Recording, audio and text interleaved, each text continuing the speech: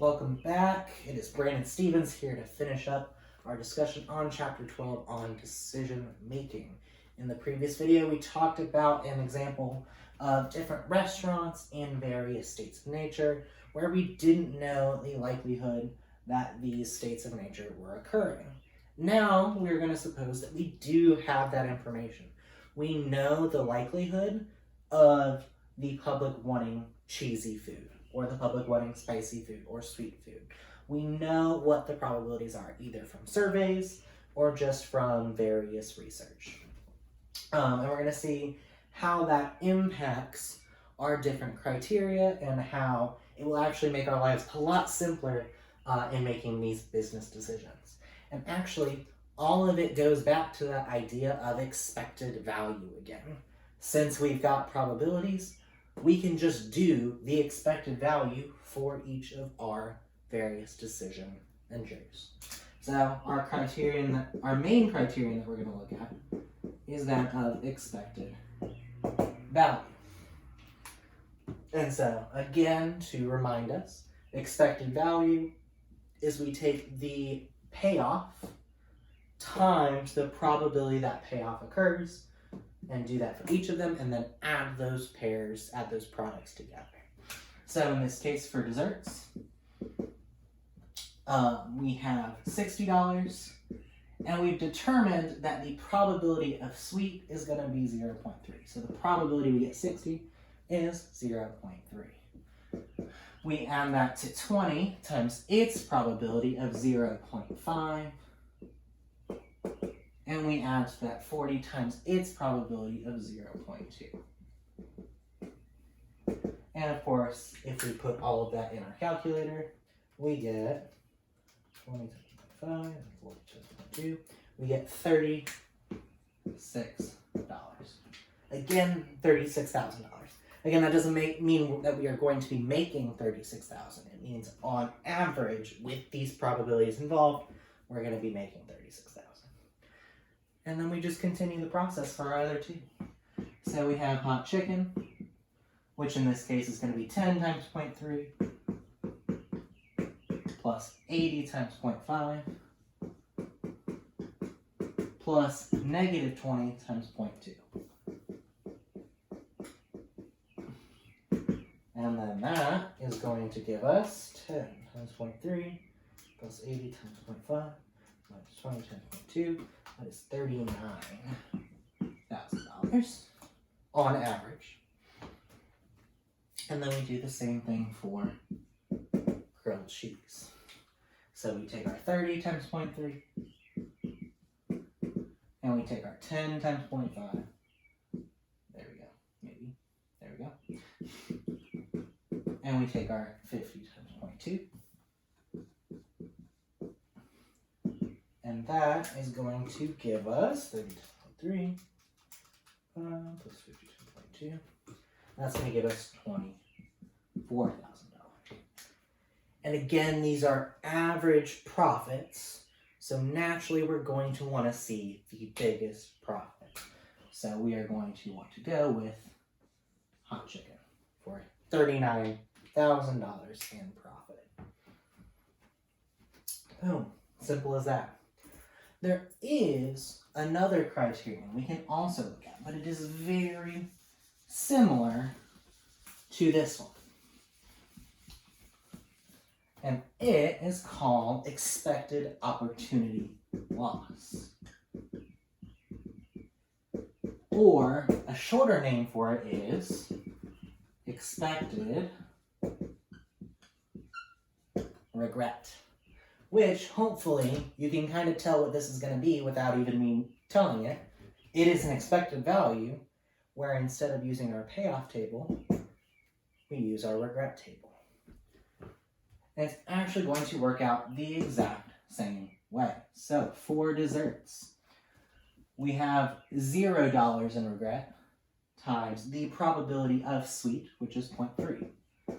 And we add to that $60 of regret times the probability of 0.5, plus the $10 of regret times its probability of 0.2.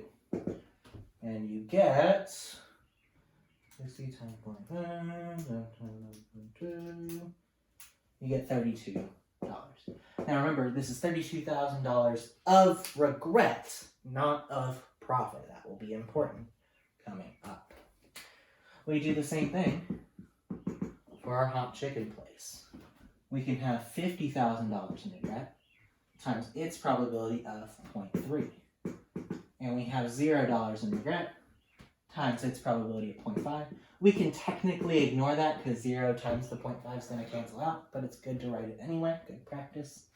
And then we've got the $70,000 of regret times its probability of 0.2. And if we do that out, 70 times 0.2, we get $29,000. And finally, the same for the grilled cheese. So we take our $30,000 times its probability of 0.3. It's $70,000 times its probability of 0.5 plus the $0 of regret times its probability of 0.2, which is actually going to give us $44,000. So, which do we pick? If you say grilled cheese, you are wrong. Do not. Because remember, these are average regrets. We don't want a regret. We want the smallest. In which case, it's again the hot chicken with the $29,000.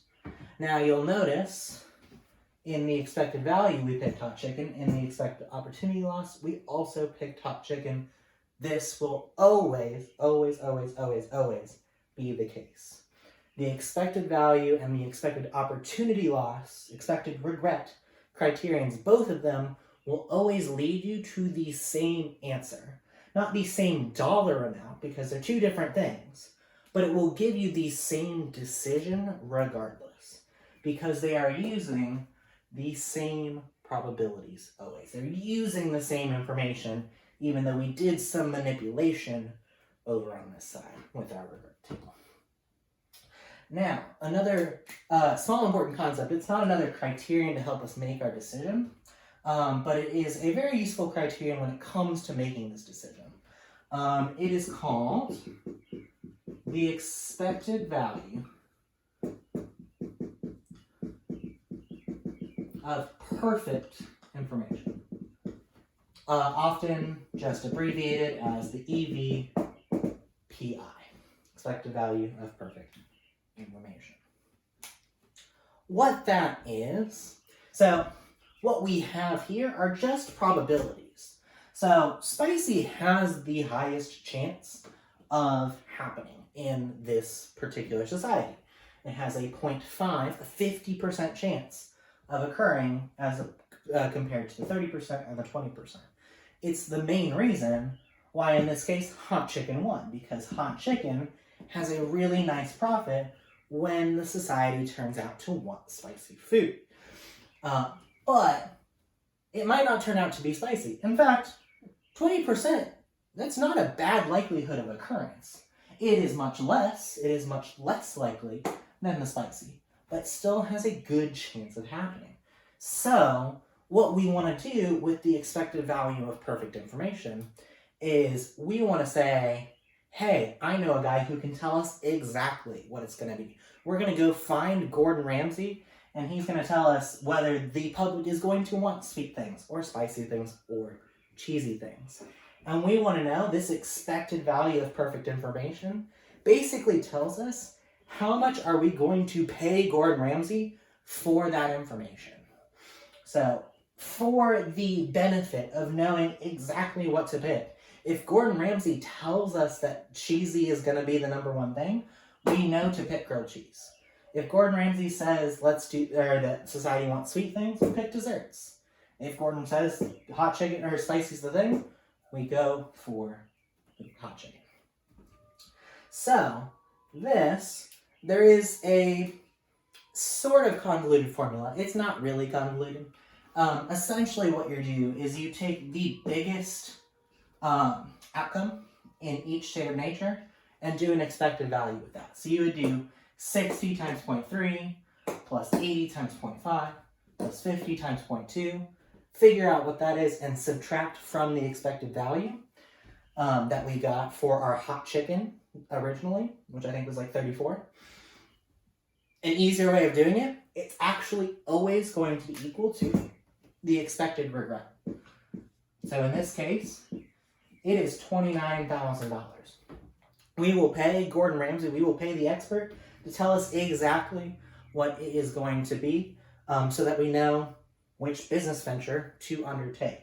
Now, this is, of course, perfect information, and not even Gordon Ramsay will be perfect.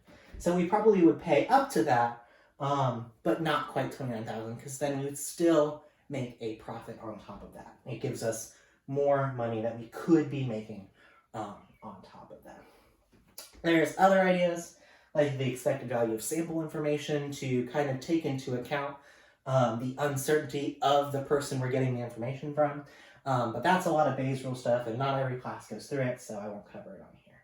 But those are the basic kind of ideas that we can now undertake knowing the probabilities. Just having that small piece of information tells us a lot of things and makes our calculations so much easier and so much more exact in helping us make these decisions.